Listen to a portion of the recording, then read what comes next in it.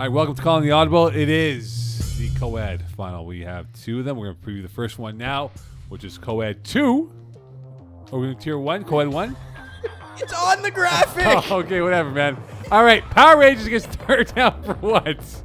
As we're going to preview that one first. I figured we'd put that one last, but it's all right, though, as we're going to preview. We can post them in whatever order we want. That's We're true. doing separate That's shows. True. That's true. So- All right, Power Rangers gets third down for what? We're joined by the Prime Minister of this division and probably future Prime Minister at some point with the majority in his... There was an election this past week, so Yeah, he will be the major majority. It would have been majority if it was Alexi, for whatever party. Please welcome Prime Minister Alexi Dubois. Alexi, good evening to you, sir. How you been? All right, I guess the Prime Minister has been cut off from Man this. of few words. Yeah, Few words. He's been cut off from that. I'm Alexi? sorry, guys. You guys are super cutty. Can you hear me? Yes, Yeah. we can. As we got to start off the clock Okay, now, perfect. as we get this underway. All right, Prime Minister, how you been, sir? Good, thanks. How you guys doing? Very well, then. Let's dive into it. We got the matchup that we desired for Tier 1. Power Rangers against third down for what? Prime Minister, did you think this was the matchup when you started to cover it from week 1 to where we are now, back in late June, early July? Pretty much, yeah. All along the season, there's kind of been, in Tier 1 itself, there's always been kind of 3 levels. You've had Power Rangers and third down for what on their own at the top. You've had Party Mix floating somewhere in the middle. And then you had Sriracha and the Tigers near at the bottom. So, barring some insane upset, it always looked like this was going to be our final. It's just great that we have it. All right, so look, Power Rangers back-to-back weeks beat third down for what? And that really turned the race in favor of Power Rangers. So to beat Team 1 is tough. To beat them twice is tough. To beat them 3 times is absolutely incredible, but also very tough here. Does that weigh on Power Rangers that, hey, to beat this team 3 times, but they know our game plan from top to bottom, how tough will this be in trying to execute their game plan on Monday? I think absolutely no tougher than it was in either of the first 2 games of the season.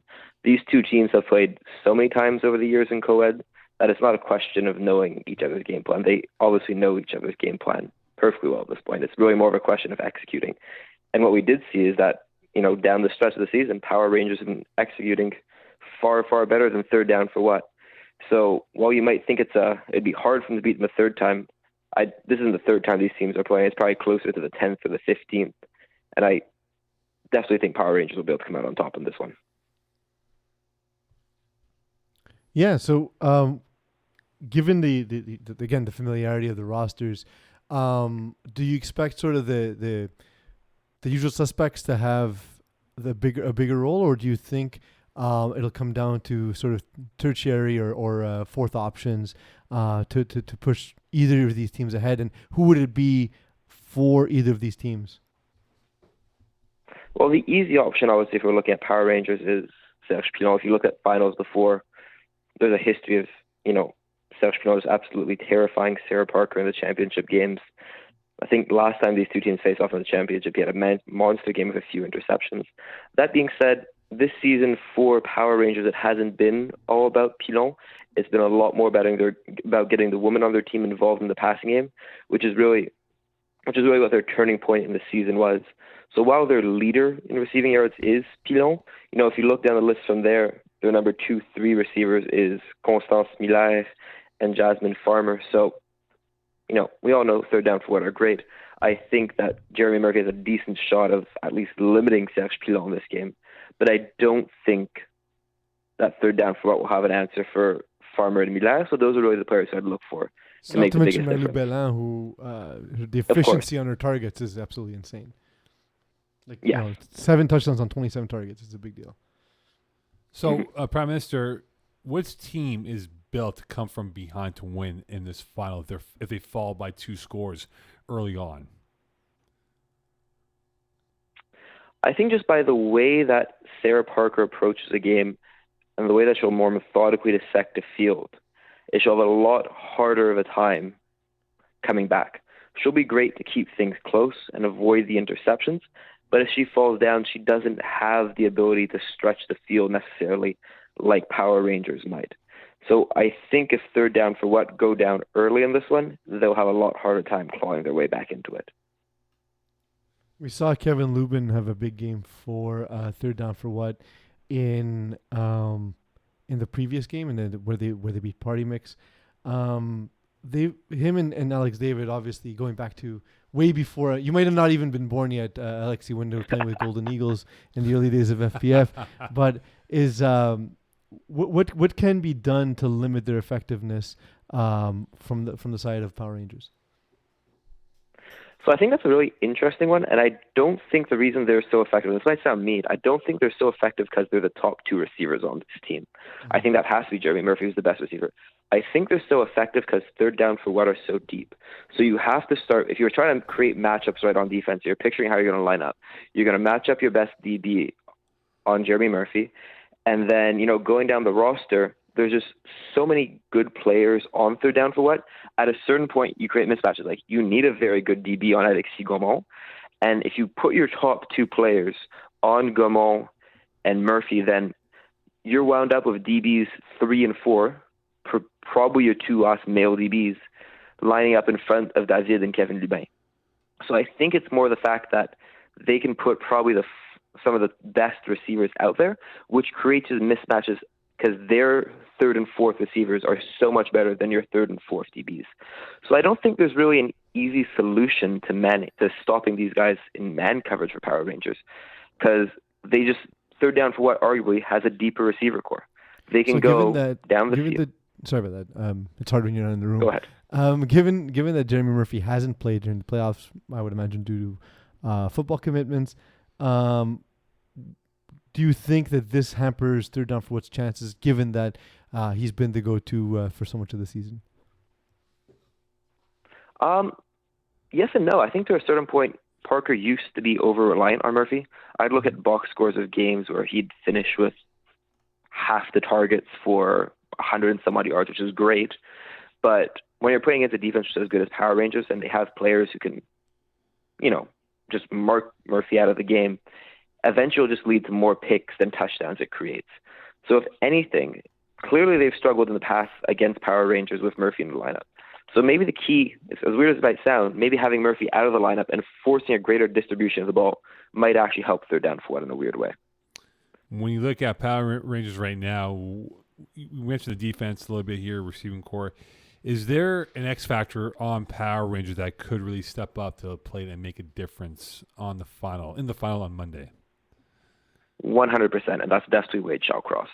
He's not a player which gets a ton of recognition on Power Rangers. I don't think he's someone who plays a lot in FPF outside of Power Rangers. Maybe that's just me not knowing the upper divisions as well. Oh, he's played in one specific final that is my least favorite final of all time, when he and Mongoose beat my team. So yeah, very familiar with Wade Shawcross, and I absolutely agree with everything you're saying. He's underrated in every possible way. Like, if I tell you, who do you think leads this team in interceptions? It's not the player who leads Division 1 in interceptions or Division A in interceptions. It's actually Shawcross Jr. He also leads the teams in PDs, and he's done all that while playing one game less than Serge Pilon.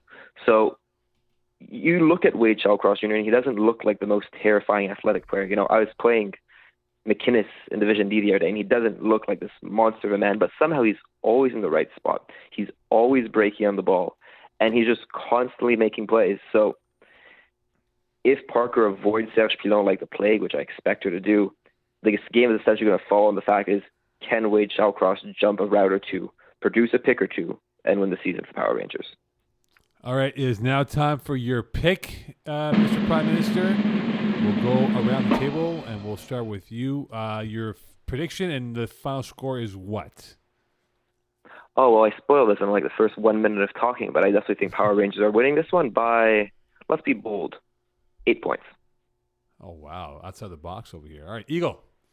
I also think Power Rangers are going to win this game. I think it's going to be more than one score. I'm going to go let's go with a 29-18 type of thing. Okay. Peace?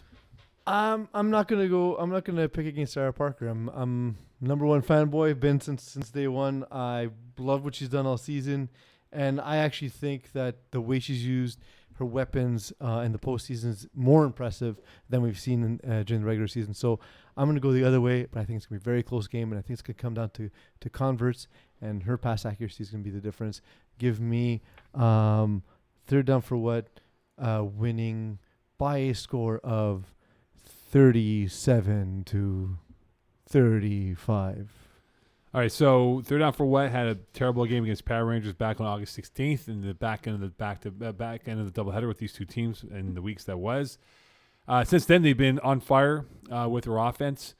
Give me third down for what to win this game, and Sarah Parker will be dropping 6 touchdowns. So this will be a 38-32 victory for the third down for what over Power Rangers. There we go. This game is on Monday. Monday. Who's So excited that finals on a Monday. Monday. Very happy about that, Eagle. After a work day, Eagle. All right. Perfect. Amazing. We got the best bosses here at FPF. And who are we putting in the booth for this one?